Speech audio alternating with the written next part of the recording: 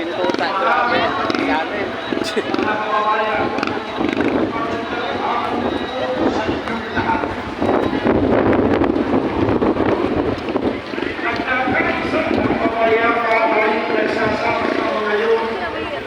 Kahit sa iisang layunin, ipahayag ang ating pakikisama sa sambayanang Pilipino. Ano po ang nais natin ipakita sa milyon-milyong mga kababayan natin sa buong kapuluan? Nais po natin na ipakita kaisa nila tayo. Handa tayong isatinig ang kanilang damdamin, ang kanilang mithiin para sa isang mabayaba at nagkakaisang Pilipinas. Bakit po? Sapagkat naniniwala tayo ang kapayapaan at ang pagkakaisa kailangan mahalaga sa pagpunlad po ng aming bansa. Ano naman po ang nais natin iparating sa mga namumuno sa pamahalaan? Gusto po natin ipaalam sa kanila na inaasam natin ang mabuti, ang epektibong pamamahala sang-ayon po sa mga ninanais, pinapangarap at totoong kailangan natin mga mamamayan naghalal sa kanila sa tungkulin. At batay na rin po sa kanilang ipinangako noong nakaraang halalan. Hindi naman tayong mga narito po sa Quirino Grandstand dito sa Maynila ang natitipon alang-alang sa kapayapaan at pagkakaisa. Tulad po ng alam ninyo, itong isinasagawa nating National Rally for Peace ay pambuong kapuluan. Kasabay nating nagkakatipon ang napakakapal na bilang ng mga kababayan at kapatid natin sa 12 pang dako sa bawat rehiyon. 5 lugar po sa Luzon, 4 sa Kabisayaan, at 4 po sa Mindanao. Hindi lamang po lumabas sa mga lansangan upang magpahayag ng makikisa para sa kapayapaan at sa kapakanan ng ating sarili. Sa paraang nanonood sila sa kanilang telebisyon, sa kanilang computer monitor o cellphone o anumang gadget na gamit nila. Maraming salamat po sa kanilang suporta at maraming salamat po sa inyong lahat. Hindi lamang mga kaalib sa Iglesia ni Cristo ang nagkakaisang sumama rito. Marami pang ibang grupo, marami pang ibang samahan ng mga kababayan natin Pilipino ang kasama sa mapayapang pagtitipong ito. Kaisa po natin sila na nagsusulong ng pambansang kapayapaan at pagkakaisa. Kaya muli po, maraming salamat po sa inyong lahat.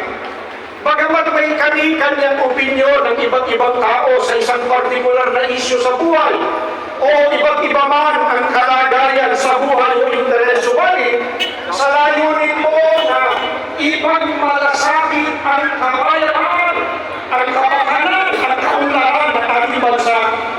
Tayong lahat ay nagkakaisa. Tinatanong po namin kayo, nagkakaisa po tayo o hindi? Ano po sa kanyo?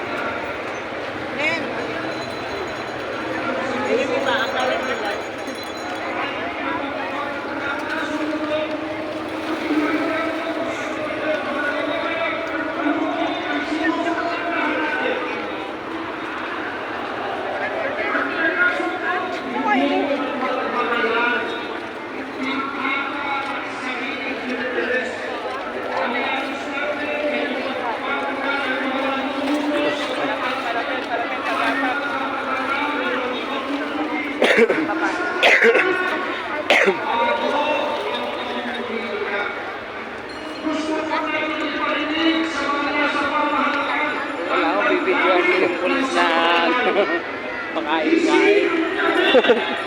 Pakiulit ka mo! Gising! Pakiulit mo na! Hinihintayin namin ang paglilingkod ninyo sa kapakanan namin mga simpleng Pilipino. Hindi ang pagsusulong ng mga bagay na hindi magagagaan sa buhay ng mga kababayan natin. Namalaya ko, abangan nyo, hindi pang nilawin ng mga kasama natin magsasalita ang nagkakaroon sa layunin natin. Kaya pang nagkakatipon tayo ngayon. Mabuhay po ang Pilipinas! Mabuhay ang Pilipinas!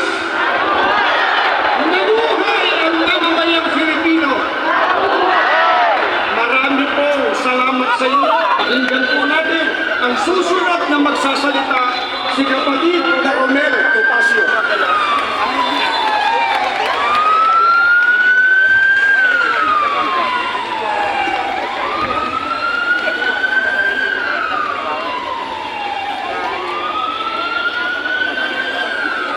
Magandang hapon po sa inyong lahat, mga kapatid. Magandang hapon din po sa lahat ng ating mga kaibigan at mga kababayan.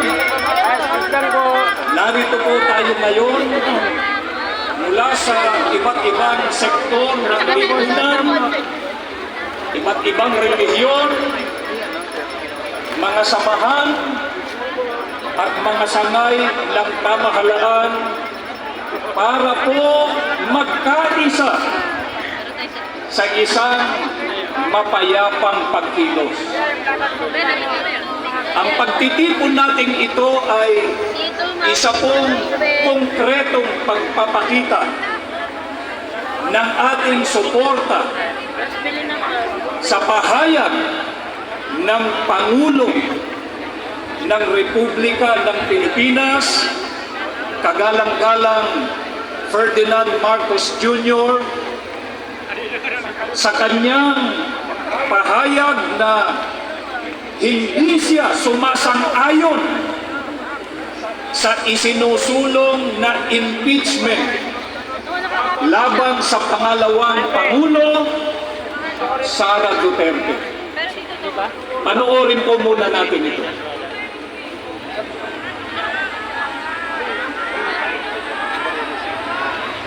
This is not important. This does not make any difference to even one single Filipino life. So why waste time on it?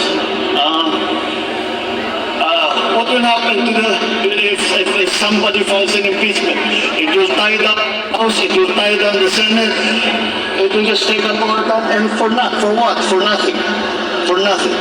None of this will help improve a single Filipino life. As far as I'm concerned, it's a storm in a teacup. Naniniwala po kami na ang opinyong ito ng Pangulo ay para po sa kapakanan ng bansa at ng sambayanang Pilipino. Ang ganitong posisyon ay hindi lamang po nagpapakita ng malasakit, kundi ng malinaw na pag-unawa sa mga tunay na pangangailangan ng ating bansa. Ano po ang sabi ng Pangulong Bongbong Marcos tungkol sa planong impeachment ng ilang samahan labang sa pangalawang Pangulo? Ang sabi niya, wala itong maitutulong para mapaunlad ang buhay ng kahit isang Pilipino. Tama po, mga kababayan.